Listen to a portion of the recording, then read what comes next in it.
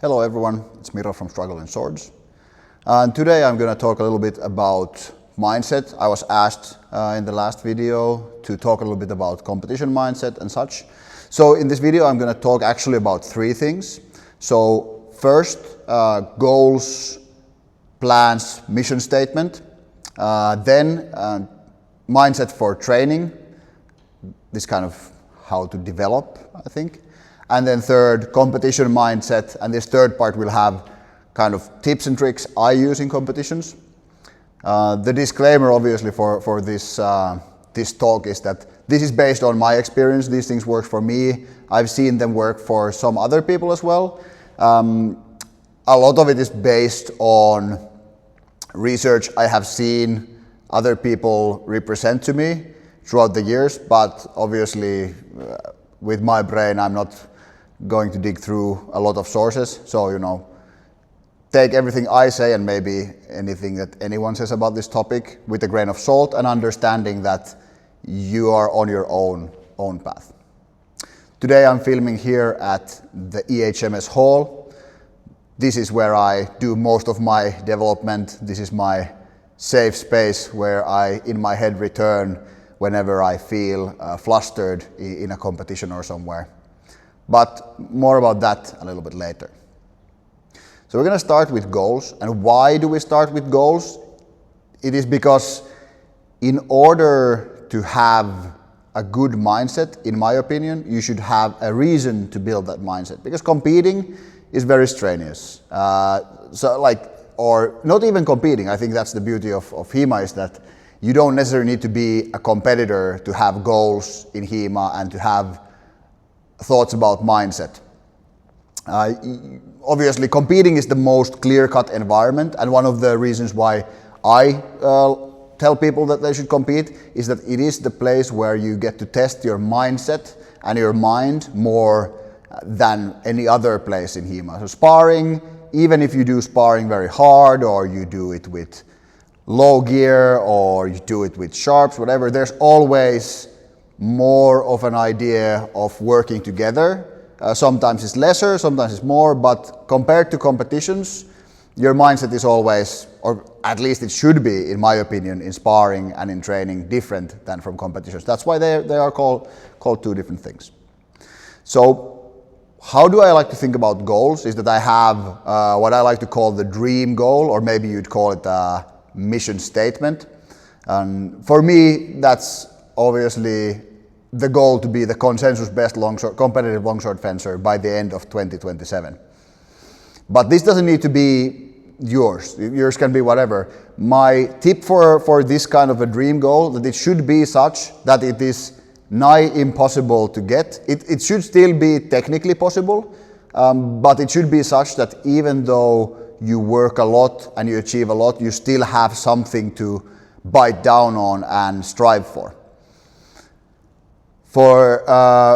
And then maybe a tip for having a happier home life, or maybe a more sensible goal setting in general, have a end date. I want to do X by Y time. The reason for that is I mentioned home life. It's a lot easier to convince your significant other or people around you that, okay, I'm going to try hard this thing for the next 5 or 10 years, whatever the margin you set on yourself. And after that, I will do more other things as well. So then you might be forgiven to spend all of your nights at the hall training instead of home seeing your girlfriend. Happily, I have a lovely girlfriend who supports me. Yes, so that's the mission statement, dream goal. Then the next level then should be the in-between goals. So these are the actionable parts you can take in order to get to where you're going. So one significant, you could call them milestones, I guess. One significant milestone for me was be rated #1 in HEMA ratings. This is a milestone, not the end goal. HEMA ratings is a good example because it's a very fickle milestone, right? I am no longer rated #1. But because it was a milestone, not the end goal, I'm not too disturbed by it. because of the randomness and apparently like the great thinker of our time and the current number one, Stephen Chaney, likes to say, the algorithm hates me personally. But I'm not bothered by that because it's just a step on the way where I'm going to. And it is, HEMA ratings, to my understanding, is more of a tool to seed tournaments than it's ever meant to be an absolute ranking of who is the best longshore fencer. And this is something you will notice with all of these steps and maybe all of these goals, that they're never perfect. There's no such thing as a perfect goal. We can talk about mastery maybe on another video, or we will definitely talk about mastery and gaining mastery in a later video. But so you have these in-between goals. For example, being rated number one in ratings, and then these milestones have a smaller milestones that then obviously for me was win tournaments this year, and then you go even closer in proximity, then win the next tournament, then you go even closer in proximity, win the next fight, even closer, win the next exchange. And that has been the biggest shift for me, and this is getting a little bit to the competition mindset, but it is still goal setting oriented, and this is why I need to talk about goals in order to talk about mindset, is that this year I have approached almost every exchange with the purpose of just winning the exchange, not having a lot of other thoughts, trying to just focus, win, and go for the next match, right? So that's basically goal setting. Then when we will get to like these tangible goals, well, we'll talk about them now. So tangible goals when you come to tournaments should be what I like to think of like on-day goals. So I came up with like a set of 5, and then ETA from our club and added a 6th, which is, I think, quite important. So actually hers comes first. So these are the victories, like the steps of victories you should prepare yourself and should have as goals when going to competitions. So the ETA step is be there. So you got there, you've already gotten a win by getting yourself into the tournament. The next step, which is like the first of like my 5 steps, is win an exchange. So get a point on the board, and that's typically like a somewhat of an easy thing to do, at least on my level. Maybe for someone else it might be like a big hurdle to get that, but you need to do that in order to get the next step. The next step is win a fight, and after that the next step in this is, for me, is win a pool. Then the next is win the eliminators, and then the last one, and this is actually, I think, that should be every time you go to a tournament, this last step is quite important. It's win the whole thing. Even if you go to a tournament with like super highly rated skilled fencers and you don't think you're going to win, you should always have the goal of winning, because what if you end up in the final and you've not given yourself permission to win? I've seen, not only in HEMA but in other martial arts combat sports, the Finnish ice hockey team is notorious of people losing at the very last moments, mostly because of their mindset, because they've not given themselves the ability or the permission to win. So always have that, even if it's unlikely, and you should treat them as every win is a win. So getting there, first win, yeah, winning exchange, win, and then if you don't lose, then if you don't win any matches, so you don't get the rest of them, you already have 2 wins, and that puts you in a positive mood, right? Good. I think that's it for goals, right? Then we get to the next part, so training mentality. So how I like to, this is maybe for me the most important thing, because that's the thing I spend most amount of doing is training. And for training to be good, it needs to be playful, in my opinion. Obviously, sometimes you will have days where you're not feeling playful. You're either so locked in, bro, or you are feeling bad. But you made it. You came to training, so just then walk through it. But optimally, mostly training should be about discovery and play, especially when you're sparring. I don't really like to compete when I spar. I like to explore my fencing, my opponent's fencing, the things we've been training that day. And for that, I think you should go to every training quite humble. Even for that, this place, EHMS, is perfect. Because I only teach once a week. So in our club, I am an instructor for exactly that 90-minute slot I'm teaching most weeks. Some weeks I teach more, someone's sick or not present, or I'm teaching another weapon or something like that. But whenever I go to anyone's training, here in HMS but anywhere else, I will accept their ideas, I will do as they are suggesting, and I will think about what are the benefits of this.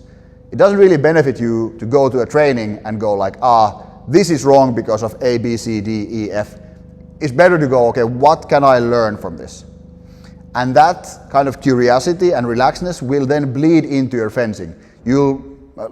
That's quite of a typical thing, at least here at the HMS, but I think also when I'm sparring with people who are high level, that most of the time the fencing is riddled with laughter and like fencing jokes will make actions that are a little bit nonsensical. And then there's a lot of congratulating, like somebody does something very cool. It's very typical to hear me or someone else yells, "Nice, that was so cool." And that's the genuine excitement, and that's the thing that will carry you into like a long-lasting training. And in order to be good, you need to be willing to train, and in order to be willing to train, you need to have fun while training. At least I do. Like some people, they can just bite the bullet for 10 years and hate the sport they're doing, but then that's maybe a bit nonsensical, right?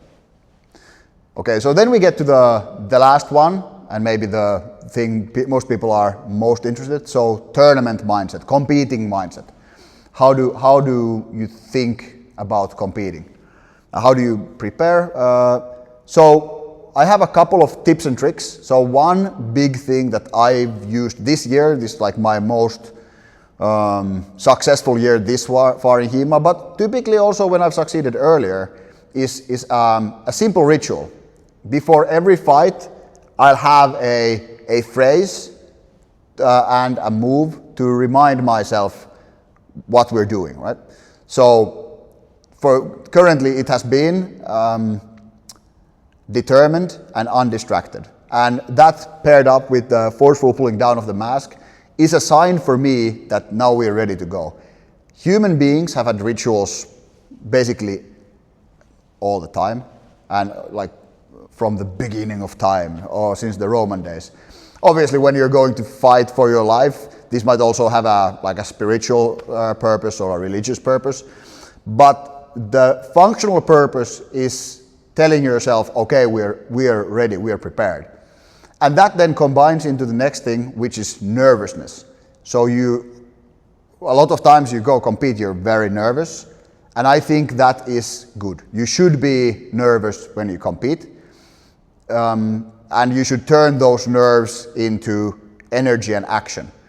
The way I like to think about this is that when you're very nervous, like for me, every time before the first match in the pool, especially when doing longsword, I feel like my hands are sweating, I'm almost nauseous. I think maybe I could just fake an injury and just not go fight this dude.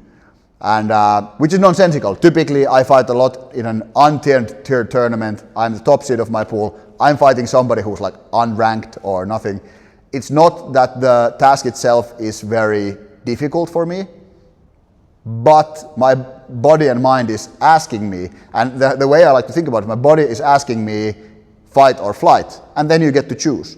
When you pair this with this ritual, whatever it might be for you, it is reinforcing the choice you make. You tell your body, okay, we're here to fight, we're not here to run away, and then you can go. Yeah. That's what keeps me kind of centered. The other thing is to like have emotional regulation. This is something that has changed for me.